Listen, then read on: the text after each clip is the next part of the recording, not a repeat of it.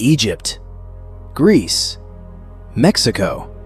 Why did all of them believe dogs are the only ones allowed to enter hell? It's not a coincidence. In mythology, they are called Psychopomps, conductors of souls.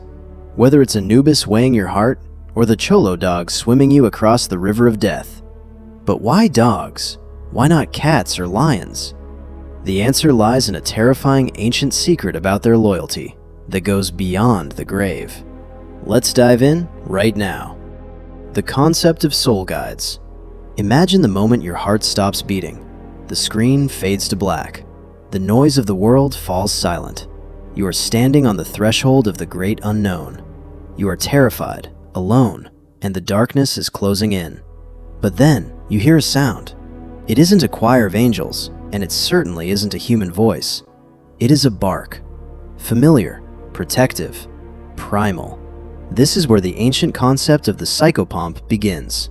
Psychopomps are the conductors of souls, spirits, responsible for escorting the newly deceased from Earth to the afterlife. It's a role that requires immense trust. You have just lost your life. You are at your most vulnerable. Who do you trust to lead you through the terrifying void between worlds? For thousands of years, across completely disconnected civilizations, the answer has almost always been the same: a dog. Now, you might be thinking, why a dog? Why not a lion for courage, or an owl for wisdom? That's exactly what I used to ask. But the more you dig into history, the more you realize this wasn't a random choice. Historians and mythologists agree that the dog's role as a guide is rooted in their behavior in the living world. They guide our herds, they guard our homes, and they lead the blind. It only makes sense that ancient humans believed this loyalty extended beyond the grave. But here's the part that genuinely gives me chills. This isn't just one culture's fairy tale. From the frozen tundras to the scorching deserts, the spirit dog is a universal constant. It makes you wonder, did our ancestors know something about the spiritual nature of dogs that we have forgotten? Or is there a biological reason we feel safer with a canine by our side, even in death? But before we answer that, we have to look at the specific legends, because some of them are far more terrifying than others. And trust me, the first one on our list will make you rethink how you treat every animal you meet. Xoloitzcuintli, the Aztec spirit swimmer. Let's travel back to ancient Mexico, to the time of the Aztecs. Here, the journey to the underworld, known as Mictlán, was not a simple walk through the pearly gates. It was a brutal 4-year voyage through 9 levels of hell. You had to cross mountains that crashed together, withstand winds that cut like obsidian knives, and navigate endless darkness. But the final and most dangerous test was a massive, raging river called the Abano. This is where the Xoloitzcuintli, or the Xolo dog, comes in. You've probably seen them, the hairless dogs that look like living statues. To the Aztecs, they were sacred. They believed that when you arrived at the riverbank, the soul of a Xolo dog would be waiting for you. But here's the catch, and it is a brutal one. The dog doesn't just help anyone, the dog judges you. According to Aztec mythology, the dog would look into your soul and review how you treated animals during your life on Earth. If you were cruel to dogs, if you kicked them or let them starve, the Xolo spirit would refuse to help you. It would leave you stranded on the riverbank, doomed to wander as a lost ghost for eternity. Personally, I find this to be the ultimate karma twist. It's a powerful moral check. It forces you to realize that your actions toward the helpless define your ultimate fate. However, if you were kind and respectful to dogs, the Xolo would gladly let you climb onto its back. It would swim you safely across the treacherous waters to the final resting place. This belief was so strong that Aztecs would often bury a Xolo dog alongside their dead to ensure they had a guide. It sounds extreme to us now, but think about the level of trust that implies. They literally bet their eternal souls on the loyalty of a dog.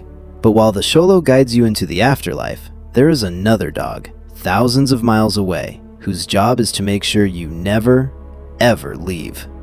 Cerberus, the terror of Hades. If the Xolo is the benevolent guide, Cerberus is the nightmare you pray you never meet.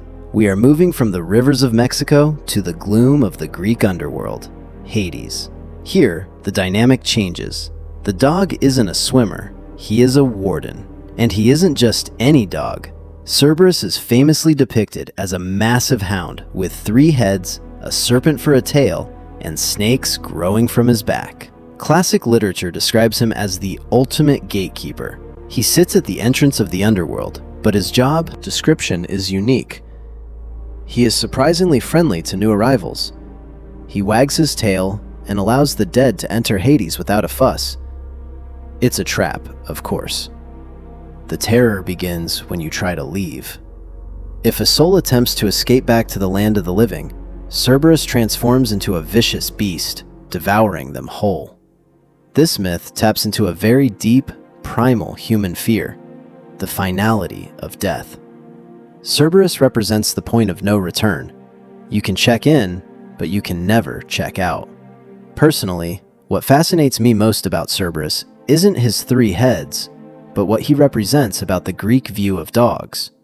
They saw the dog's protective instinct, but they amplified it to a monstrous level. A dog that guards a house is useful. A dog that guards the laws of nature is terrifying. There are stories of heroes like Hercules and Orpheus who managed to bypass him, either through brute strength or enchanting music.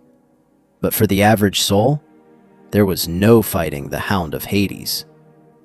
It serves as a reminder that death is the one boundary that cannot be crossed backward.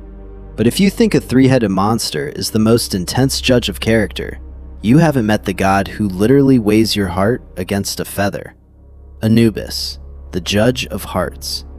We cannot talk about death dogs without bowing to the king of them all, Anubis. In ancient Egypt, one of the most advanced civilizations in human history, the god of death didn't have a human face. He had the head of a black jackal. Anubis is perhaps the most iconic image of a psychopomp in history, but his role went far beyond just walking you to the door. He was the ultimate auditor of your life. The Egyptians were obsessed with the afterlife. They spent their entire lives preparing for it, and waiting for them at the end was the Hall of Two Truths. Here, Anubis would take your heart, which contained all your deeds, memories, and sins, and place it on a golden scale. On the other side of the scale, he placed the feather of Ma'at, representing truth and cosmic order. This image is powerful. Imagine standing there, watching a jackal-headed god manipulate the scales that determine your eternity. If your heart was light, unburdened by sin and guilt, you passed on to the field of reeds, paradise. But if your heart was heavy with wickedness, well, this is the part they didn't tell you in school. You weren't just sent to hell. Your soul was thrown to Amit, a crocodile-lion-hippo hybrid, and you were eaten. You ceased to exist. Total oblivion. The choice of a jackal for Anubis is fascinating. In reality, jackals were often seen scavenging around shallow graves in the desert. The Egyptians could have seen them as pests.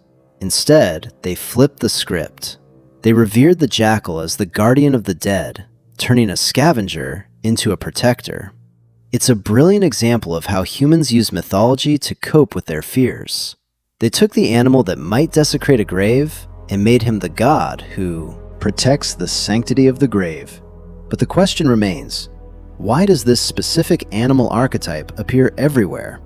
The universal mystery of spirit dogs.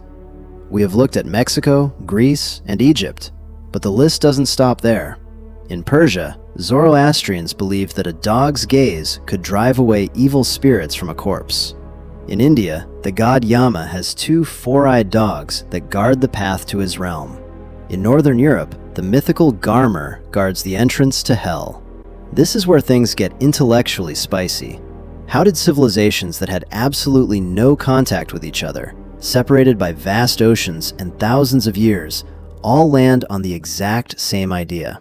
Jungian psychologists might call this a collective unconscious, a shared library of symbols hardwired into the human brain. But I think it is simpler and more profound than that. Think about the nights our ancestors spent in the dark. Before electricity, the night was a terrifying place filled with predators and unknown dangers. Who was sitting right there, next to the fire, facing the darkness, ears perked up, growling at things the humans couldn't see? The dog. The dog has always been our barrier against the unknown. They can hear frequencies we can't. They can smell adrenaline. They can sense danger long before it arrives. It is a natural psychological leap to believe that if they can protect us from the dangers of the physical night, they can also protect us from the eternal night of death. This universal mystery isn't a coincidence. It's a testament to the profound psychological bond between our species. We literally cannot imagine being safe without them. Why dogs were chosen as guides? Let's break this down with a bit of evolutionary science. We didn't just tame wolves, we co-evolved with them. Over tens of thousands of years, dogs learned to read human facial expressions better than chimpanzees, our closest genetic relatives. We learned to rely on their senses to survive. This codependence created a unique dynamic. The dog became the liminal animal. Liminal means existing at a threshold. Dogs exist on the boundary between nature and culture. They are animals, beasts with teeth and claws, yet they sleep in our beds and understand our words. They straddle the wild and the civilized.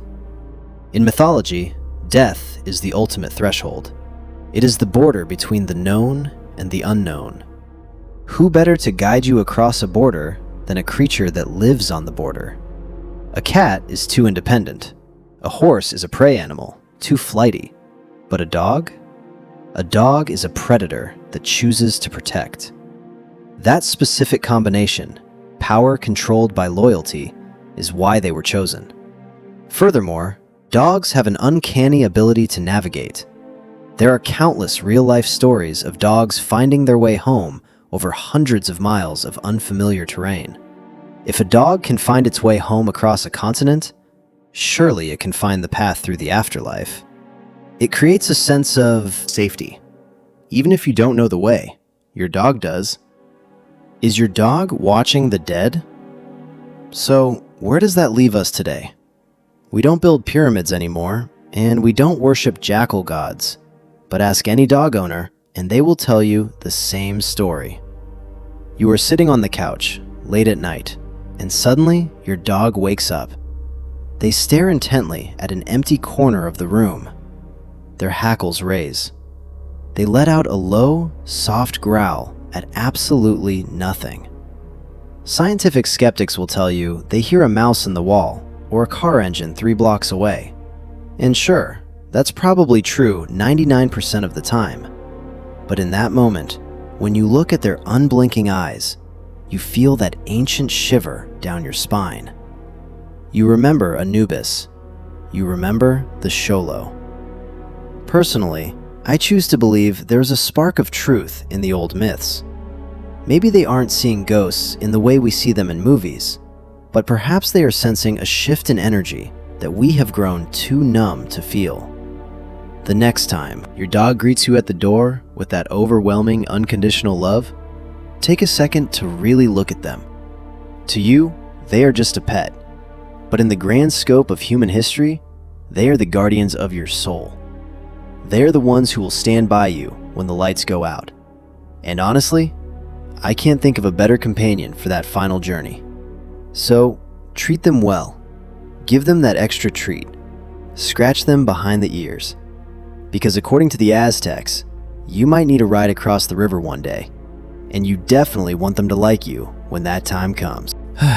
So the next time your dog greets you at the door, remember, they might be practicing for your final journey. Applying just one insight from today's video on ChickaPaws changes everything about how we see them.